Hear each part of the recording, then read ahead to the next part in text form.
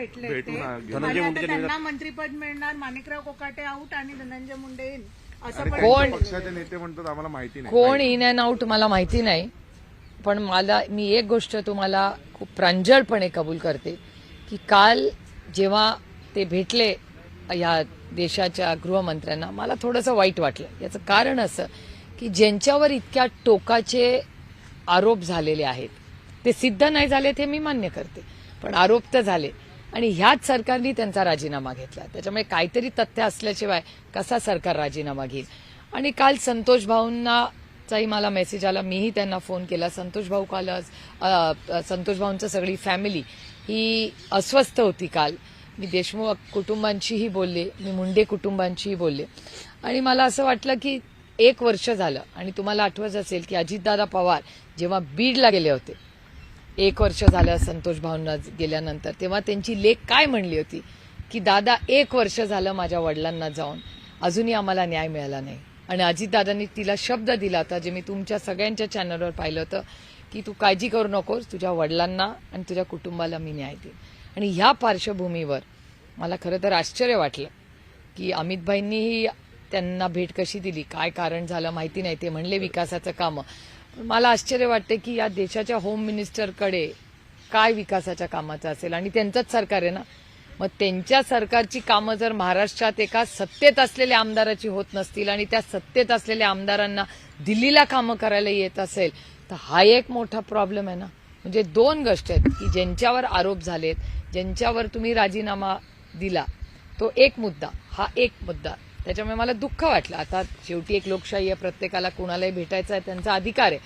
पण ज्याच्यावर आरोप झालेले आहेत, संतोष भाऊची हत्याच्या मागच्या षडयंत्रात ज्यांचा राजीनामा तुमच्याच सरकारने गेला, अशा व्यक्तीला भेटणं हे किती योग्य अयोग्य आहे. आणि हे मी राजकीय म्हणत नाही, हे मन आहे, या मनातल्या गोष्टी आहेत. मी दुखावले गेले, मला वाईट वाटलं की अरे असं कसं झालं. ज्या अमित भाईंकडे आम्ही अधिकाराने न्याय मागायला गेलो संतोष देशमुखांसाठी, त्याच अमित भाईंनी आज जी वेळ धनंजय मुंडेंना दिली ती का दिली असावी, असं मनात खूप अस्वस्थ आणि दुःख आहे. हा एक भाग झाला. आणि दुसरा भाग, धनंजय मुंडे असं म्हणाले की मी कामासाठी त्यांना भेटलो. तुम्ही सत्तेमधले आहात, सत्तेमधला आमदाराचं काम जर होत नसेल राज्यामध्ये तर हे चिंताजनक नाहीये. सत्तेमधल्या आमदाराला कामांसाठी जर दिल्लीला येऊन माननीय होम मिनिस्टरांना भेटत असेल, आणि होम मिनिस्टर आणि सहकार, तीच अमित भाईंकडे 2 विषय आहेत. होम मिनिस्ट्रीतलं ह्यांचं काय काम, होम मिनिस्टरकडे आरोप तर तुमच्यावरच झालेत, मग तुम्ही कसं काय होम मिनिस्टरला भेटता, हा पहिला मुद्दा. आणि दुसरा मुद्दा की सहकारमधला असेल तर सहकारमधलं कुठलं काम आहे, मग तुमच्याच पक्षाचा मंत्री आहे ना. महाराष्ट्रामधला सहकार मंत्री कुणाच्या पक्षाचा आहे, धनंजय मुंडेंच्या पक्षाचा आहे महाराष्ट्रामधला. तर जर सहकारचं काम असेल तर मग तुमचे सहकार मंत्री काय करतायत, तुमच्या आमदाराला कशाला यावं लागतंय दिल्लीला, मग तुमचा सहकार मंत्री काय करतोय महाराष्ट्रात. आणि होम मिनिस्ट्रीचं काम असेल तर हे चिंताजनक आहे. कारण का होम मिनिस्ट्रीनीच वाल्मिक कराडला अटक केलेली आहे, वाल्मिक कराडनीच षडयंत्र केले आणि त्याच्या मागे एक अदृश्य शक्ती कोण होती. संतोष भाऊंचा खून झाला तेव्हा कुठल्या नेत्याचे फोन आले हे मी म्हणत नाहीये, तुमच्या चॅनलवर आणि माननीय मुख्यमंत्र्यांनीच सगळ्यांना सांगितलेलं आहे.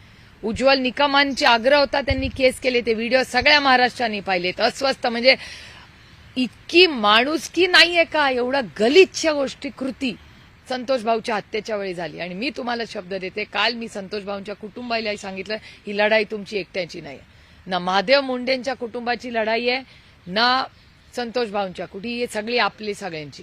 आणि हे कधीतरी राजकारण बाजूला ठेवून ही लढाई माणुसकीच्या नात्याने राजकारण बाजूला ठेवून आपण सगळ्यांनी केली पाहिजे.